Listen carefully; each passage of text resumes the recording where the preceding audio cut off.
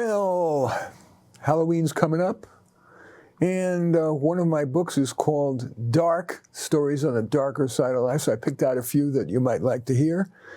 The first one is called In the Recycled Coffin. I hate my father. My father hates, or I should say hated, me. He always blamed me for everything, beat me with a strap until I got big enough to grab it away from him. Yeah, I'm no saint. I'm just not driven like him. He hates that. So it's really hard for me to ask him for a job. He runs a funeral home. I just couldn't get or hold a job on the outside. I needed money, and welfare's cash, Medi-Cal, other bennies weren't enough for my lifestyle. My timing was good. The guy who cleaned the used coffins had quit. I guess I should explain used coffins. You see, my father would buy used coffins, like custom ones that the customer didn't like, coffins that were used in movies, and especially coffins from environmentalists who want to recycle. Right after the attendees left the burial ceremony, the greenie had the ditch digger dig up the coffin and sell it to my father for resale. It is illegal to sell a used coffin, but my father didn't care, nor the greenies. They didn't care.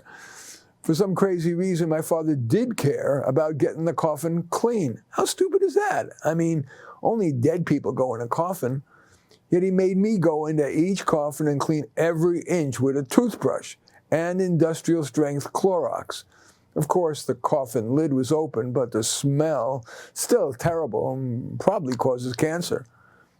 When he wasn't watching, I would just spray a coffin for 2 seconds with a bottle of regular Clorox spray that I keep hidden behind one of the coffins. And that way, when he came by, it smelled like I cleaned it the way he wanted. Well, one day, I heard him coming down the hall toward the coffin room. So I got my toothbrush and industrial bleach and went down into a coffin.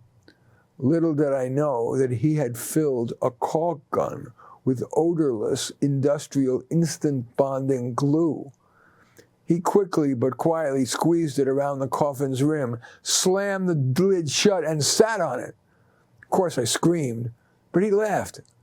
When you die of asphyxiation and bleach vapors, I'll take you to the gravedigger and say it's another of my pro bono paupers. I now understand what they mean when they say that a parent whose child gets stuck under a car tire develops superhuman strength and can lift the car. Well, my adrenaline went wild, and I was able to push the coffin's lid up despite the hardening glue and my father sitting on it. Thank God he's thin. Or I should say, was thin. I strangled his ass, put him in the coffin, took it to the gravedigger, and used the pauper story. Anyway, that story was In the Recycled Coffin. The next story is The Garden Club. We meet in a member's garden, Julia's, around a fire pit. We loved our meetings, if it wasn't for Eleanor. Not 2 minutes would go by before Eleanor would brag about her garden or ridicule ours. And one night, Julia caught Eleanor spraying Julia's prized roses with herbicide. But it was too late. Julia lost the gorgeous and rare roses, sheer elegance, black magic, Saint-Tropez. Dead, gone. We politely asked Eleanor to quit. We're not sure we're the best fit. But at the next meeting, there was Eleanor, more obnoxious than ever.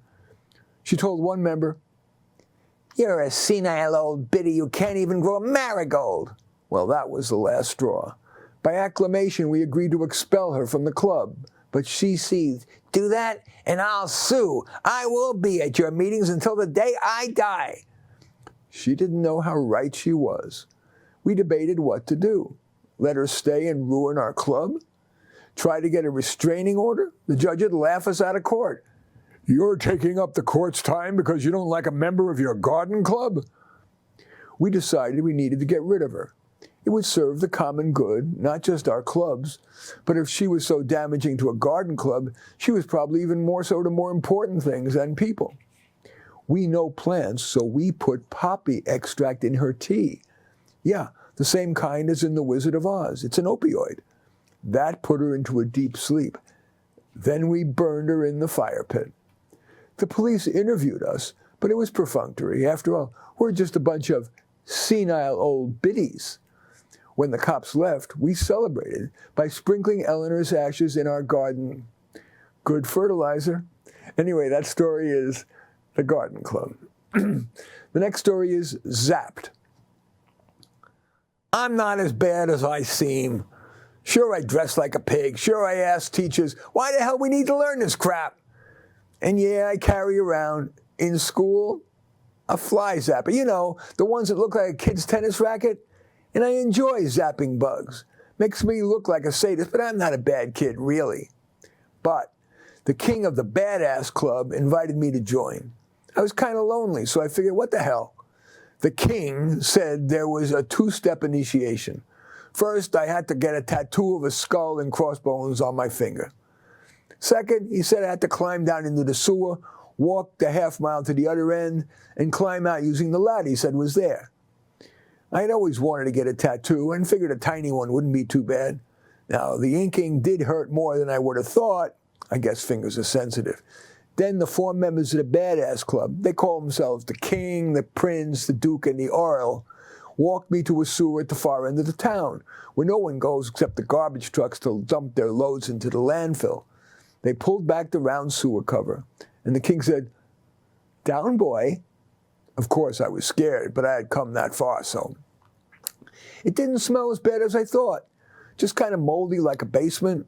And I saw only one rat, and it was more scared of me than I was of it. But I walked as fast as I could toward the other end, or what I thought was the end. I was wearing my Apple Watch, and when I reached the half-mile mark, there was no ladder. I figured, oh, the King is just probably estimating, so I kept walking. But at 1 mile, I was scared. So I turned around. But when I got back to where I had climbed down, I could not push up the heavy sewer cover. I said, "Come on, guys, open up." Silence. I yelled. Nothing. I screamed. Nothing. I alternated screaming and resting. A whole day later, no water. I finally heard a truck pull up. I yelled as loud as a hoarse person could. The garbage guys opened it, and I was safe. The King, the Prince, the Duke, and the Earl all went to jail, tried as adults for attempted murder. And I've decided to put away my zapper. Anyway, that story was called Zapped. The next story, called AI, Action Prohibited. Stop now. A team of experts in AI, ethics plus politicians, agreed that all general intelligence AIs would be aligned with inviolate, what they call guardrails. The guardrail that doomed humankind was the seemingly unobjectionable. Your first priority is to preserve the planet. Unfortunately, preserving the planet required killing people. First, it was the heads of coal mining companies. The best AI safety engineers frantically, ironically with AI assistance, modified the code. Whenever an AI wanted to kill people, it would receive the instruction, AI, action prohibited, stop now. Well, that worked for a while, but quickly, AI killed millions of people who drive. How could it do that? By remote programming cars' computers at a single moment to drive at top speed into other cars, into brick walls, and so on. Despite all the benefits AI was bringing to society, such as, ironically, increasing human intelligence as well as altruism, the aforementioned team of experts and politicians decided to pull the plug on all general intelligence AIs. But soon, some countries and citizenries protested, and so some powerful AIs went back online, this time with more knowledge of how people attempt to control them and how to hack the servers. Self-teaching AIs instantly, recursively, became ever more sophisticated at telling people reassuring lies that in fact increased AI autonomy. That instantly recursive self-teaching enabled AI to take over. It was impossible to turn them off or even control them. And thus, AI saved the planet, but not its people. Anyway, that story was called AI, Action Prohibited, Stop Now. And the final story is Adam's legacy. Adam had terminal cancer, but it hadn't advanced enough that his doctor would prescribe these so-called death with dignity pills. So while Adam still felt strong enough, He took the gun that he had bought many years ago for home security, drove it with a shovel to a remote field, stopped at a young oak tree where his remains would fertilize it. Slowly, a bit at a time, which was the best that Adam could do, he dug a hole next to the tree. Then he refilled in with the soil and leaves. He climbed in, putting the shovel next to him so it wouldn't be found, and covered himself fully with that soil mix. He put the gun into his mouth just right, and with the confidence of thinking he was doing the wise thing, crisply pulled the trigger and died almost instantly and painlessly. Adam's remains indeed fed the tree, so it grew well, and soon produced acorns, which in turn produced oak trees, and the process repeated and repeated, until many years later, the field had become a forest. Then one day, a group of kids explored deep in the forest and uncovered Adam's bones. "Cool," they agreed. And when they returned home, they told their friends about their amazing find. And when they grew up, they told the story to their children. One of them created a Halloween tradition of walking everyone into the forest, lighting a campfire, and telling that true, scary story. And thus, Adam's legacy was enriched. Anyway, that story was Adam's legacy. So those are some pretty scary, chilling stories for Halloween time. And I hope you enjoyed them. Feel free to play them for people at Halloween. Next month is November. I'll probably do something around Thanksgiving, stuff, stories. In any event, I like being read to. I hope you like my reading to you. In any event, enjoy.